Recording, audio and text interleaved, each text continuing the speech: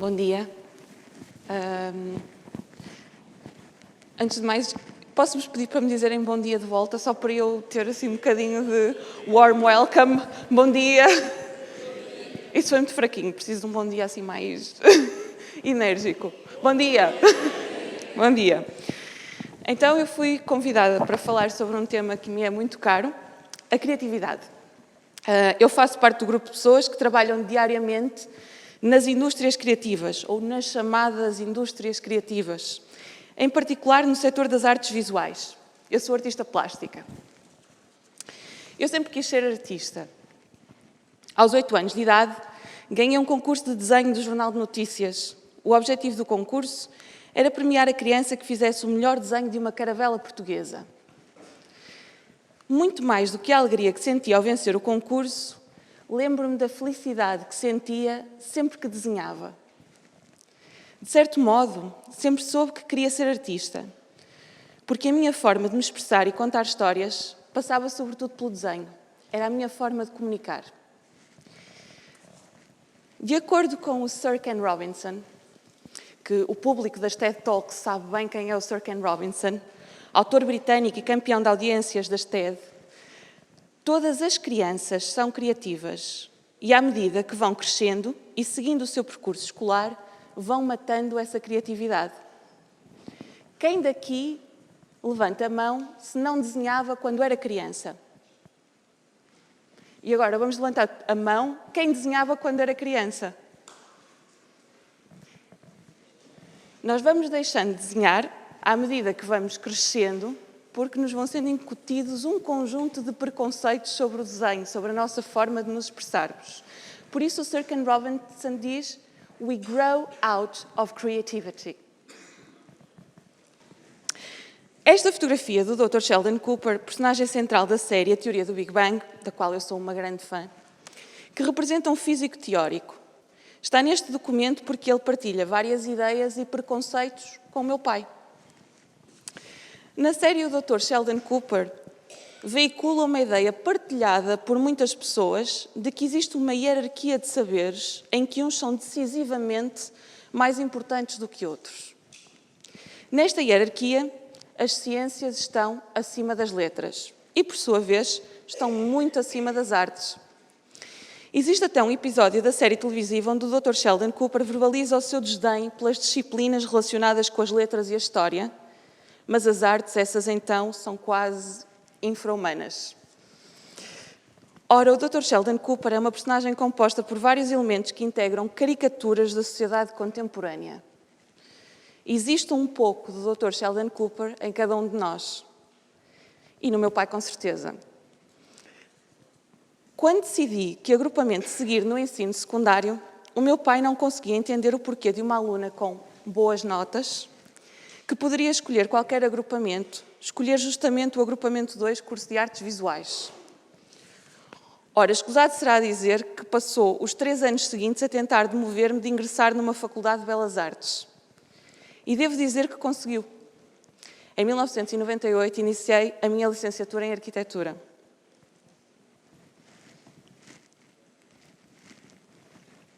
A economia criativa mundial é um grande negócio.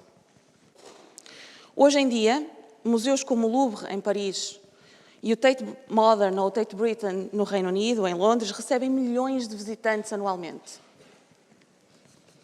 A cultura é, sem dúvida, um dos mais importantes setores a criar conteúdos para o turismo.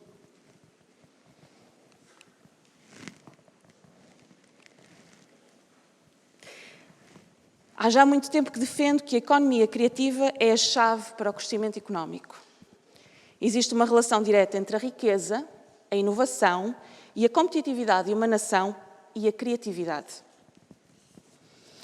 Uma das nações mais ricas do mundo, os Estados Unidos, é o berço de vários ícones criativos que marcam a cultura do século XX e a cultura contemporânea. Na primeira imagem, da esquerda para a direita, vemos Michael Bay, amado e detestado. O Michael Benjamin Bay é um realizador americano conhecido pelos seus filmes de ação, campeões de bilheteira, como por exemplo os Transformers.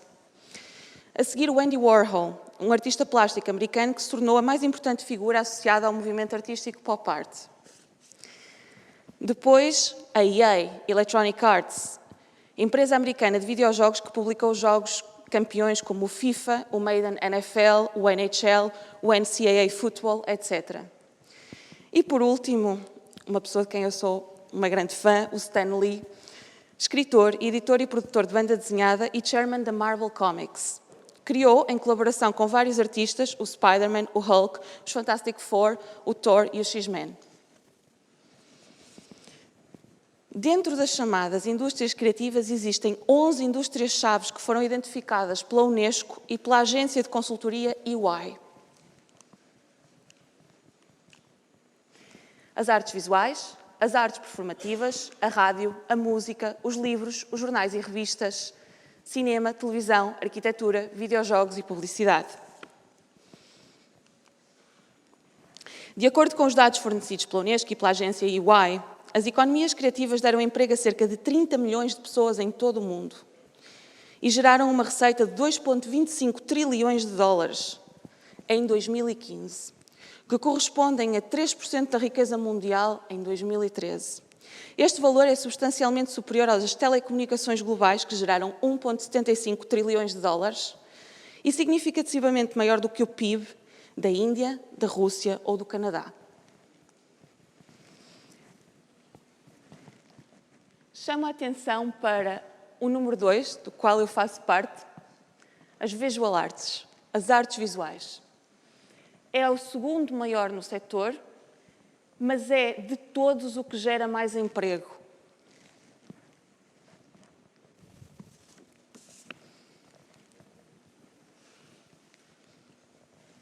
E agora vou-vos fazer uma pergunta e quero que me respondam com honestidade. Quem da audiência gosta de arte contemporânea? Levanta o braço. Mas são bastantes. Eu não gosto particularmente de arte contemporânea. O conceito por trás de uma obra de arte deu origem à criação de diversos objetos.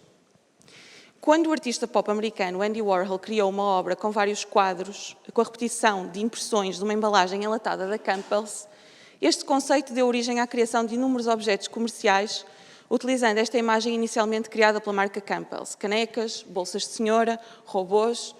Ou seja, o artista pega numa pré-existência, cria uma obra de arte que, por sua vez, dá origem a inúmeros objetos comerciais inspirados nessa obra de arte.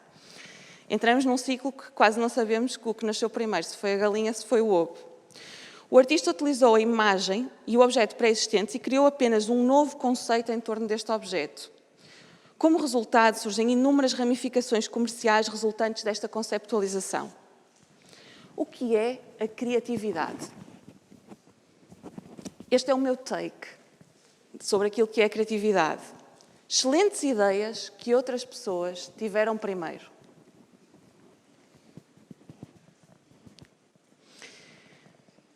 Nada é verdadeiramente original. Na realidade, a originalidade é sobrevalorizada. A obra de Marcel Duchamp, intitulada The Fountain, a Fonte, datada de 1917, é a mais famosa do artista e inventor dos ready-made. A obra original está perdida até à data de hoje. Esta consistia num urinol standardizado, produzido industrialmente, assinado e datado, 1917. Em 1964, o Tate mandou produzir uma réplica em cerâmica artesanal vidrada o mais próximo possível da obra original. Esta é a versão da obra que tem sido exposta até hoje. O artista Marcel Duchamp estreou o conceito de que qualquer objeto pode ser arte, desde que seja assinado por um artista. Como resultado, a arte deixou de ser um sistema onde o mérito e a excelência de um determinado conceito e da sua execução são valorizados. Como artista, eu gostava de ter o poder oposto ao do Duchamp. Eu gostava de retirar a classificação de obra de arte a determinados objetos. Eu acredito que o caminho para atingir o mérito passa pela criatividade e pelo trabalho árduo. Este slide devia ter passado antes, é uma conversa aqui entre vários artistas, do Robert Indiana, o Duchamp e o Heidegger, em que eles falam um pouco como surge a ideia de criar a obra da Campbell. E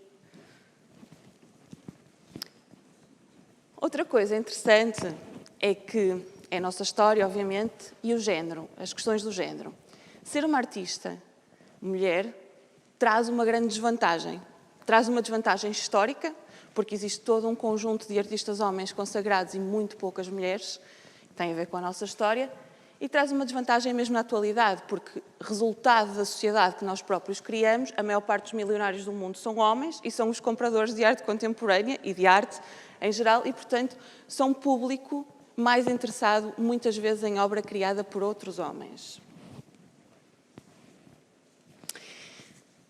Então, eu decidi dar asas à minha criatividade. Então, comecei a trabalhar. Portugal teve uma ditadura até muito tarde, que terminou com o 25 de Abril em 1974. A nossa cultura popular é afetada pelos eventos políticos e, como resultado, os objetos mais representativos da cultura popular portuguesa são distintos daqueles que se encontravam na mesma época noutros países europeus ou até mesmo nos Estados Unidos. O primeiro objeto simbólico da cultura popular portuguesa que utilizei em várias obras da minha autoria foi o adufo. Quantas pessoas da audiência sabem o que é um adufo? Há muitos. O adufo é um instrumento de percussão português que tem origem no daf, um instrumento árabe. Eu comecei, em 2010, a retratar as pessoas do interior do país, a entrevistar várias pessoas e a assistir aos ensaios das adufeiras. Eu achava mais interessante ir aos ensaios do que às suas apresentações públicas, porque nos ensaios, como vocês sabem, as pessoas conversam e dizem: olha, tu estás a fazer mal, estás a tocar mal o adufo. E contam histórias. E eu queria captar essa realidade e perceber a importância e porque é que continua a acontecer em determinados lugares estes encontros de pessoas em torno de um objeto que as agrega, que é o adufo. Resultado, criei a minha primeira grande instalação de arte contemporânea, composta por vários adufos, pintados à mão por mim. Na altura, tive que ser muito criativa, porque não tinha muito dinheiro para produzir a obra, então fui pedir a cada um dos artesãos que produzia adufo se me davam um adufo, porque um adufo é caro e eu não tinha dinheiro para produzir uma obra tão grande, e, portanto, fui pedir, e cada artesão da zona da Raia ofereceu-me um adufo, que depois foi pintado, e as fitas foram entrançadas, as fitas de seda foram todas entrançadas, e fez uma manta gigante, um objeto simbólico. Eu lembrei-me que a maior noção de conforto que eu tinha da minha infância era quando a minha mãe me aconchegava na cama. E então a ideia de ser uma manta é a manta que nos cobre, é um símbolo da maternidade, da mulher. E o adufo, porque quando as adufeiras estão a ensaiar e a tocar o adufo, chamam a atenção dos homens e batem-lhe nas mãos e dizem: isto não é para tu tocares, porque é um instrumento para a mulher tocar. Hoje já há homens que tocam adufo, mas tradicionalmente é um instrumento ligado ao universo feminino e que faz parte daquilo que é a nossa história. Então, eu peguei nos nossos ícones populares e comecei a criar instalações com eles. Esta esteve no MUD anterior, no Museu de Design e da Moda, em 2013, e esta é a que esteve na Catedral de Manchester, em 2014. Esta obra esteve patente numa exposição chamada Mulheres do Meu País, que foi uma exposição que eu produzi com inúmeras mulheres imigrantes portuguesas em Manchester. Então, eu tinha um ateliê no Hope Mill, perto do Northern Quarter, em Manchester, e as senhoras, todos os dias, ao fim do dia e nos fins de semana, vinham ajudar no ateliê a entrançar fitas de cetim, a colocar contas em colares, para decorar as obras de arte. E foi desse diálogo que nasceu esta exposição, que foi a primeira exposição de uma artista plástica contemporânea na Catedral de Manchester, portanto, que é muito complicado fazer um bispo e um dean e todas as pessoas que estão por trás de uma organização desta natureza aceitarem uma exposição desta escala numa catedral. E, portanto, foi um processo muito, muito importante para mim e chamou-se Mulheres do Meu País precisamente por isto, porque a construí com as mulheres do meu país, da minha origem, indo buscar a proveniência. Aqui eu pintei os adufos quase como se fossem street art, com stencil, com várias cores, com sobreposição, e trabalhei uma peça gigante que inclui 63 adufos e que tem 7 metros por 10. Esta é outra das obras que esteve na Catedral, que é composta por 10.000 flores de papel, que são as flores utilizadas na nossa cultura popular, nas festas tradicionais, a decorar as ruas, a decorar as praças. Mais uma vez, elementos que são centrais da nossa cultura popular, vão para uma instalação e vão contar uma nova história contemporânea sobre Portugal dentro de uma catedral britânica. Ao centro está uma coroa que fazia parte de uma procissão. É uma coroa com 1 metro de diâmetro, gigante, e que está a coroar o povo, as pessoas, à entrada dessa catedral.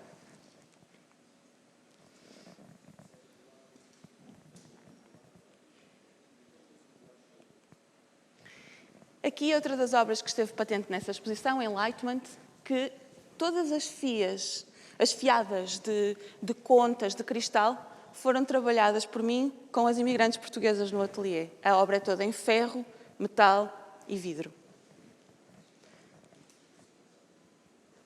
Outra versão branca da mesma obra.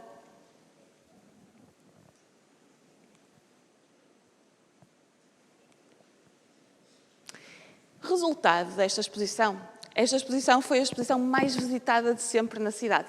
Teve mais de 200 mil visitantes de julho a setembro de 2014. E como resultado, o Dean da Catedral de Manchester, que tem uma importante coleção de arte, que inclui artistas franceses e italianos, convidou-me a produzir uma obra de cariz permanente para integrar a coleção da Catedral. Na altura pensei, como vou contar uma nova história que vai ficar gravada na Catedral para sempre e que vai contar um pouco daquilo que é a minha origem e daquilo que é este meu destino, que também faz parte de mim agora. Então percebi que em 1957 a Rainha de Inglaterra, Isabel II, tinha visitado pela primeira e única vez Portugal e lhe foi oferecida uma colcha em bordado de castelo branco. Comecei então a estudar um pouco sobre o bordado de castelo branco. O bordado de castelo branco é uma técnica que surge no século XVII, que vai evoluindo e no século XIX fica estabelecida da forma como é executada hoje. É um bordado que faz parte do nosso período imperial, as influências temáticas vêm do nosso período imperial e da nossa presença na Índia e no sul da China. E as temáticas centrais são a árvore da vida e vários outros elementos que se associam ao mar, a vegetação, e então, reproduzindo essa ideia, criei uma árvore da vida contemporânea e criei 7 peças gigantes em bordado de castelo branco, com 3 metros de largura, as maiores, que vão cobrir todos os altares da Catedral de Manchester ao mesmo tempo. Esta é uma delas, as peças estão em produção e vão ficar concluídas para inaugurar este setembro, a 17 de setembro deste ano, na Catedral de Manchester. E então, esta é uma das peças que vos mostro hoje aqui, quase em exclusivo, que ainda não apareceram, que são as que compõem o Jardim do Éden. São 4 árvores da vida, assim como a árvore tradicional que se borda na colcha de castelo branco, uma interpretação contemporânea, em que temos primeiro a primavera, o verão, o outono e o inverno. Obrigada. Termino a minha apresentação. Acho que tenho aqui um time's up, portanto, espero não ter passado muito tempo. Espero que tenham gostado. Se quiserem conhecer mais sobre o meu trabalho ou as exposições, têm os social media e o meu website. Obrigada.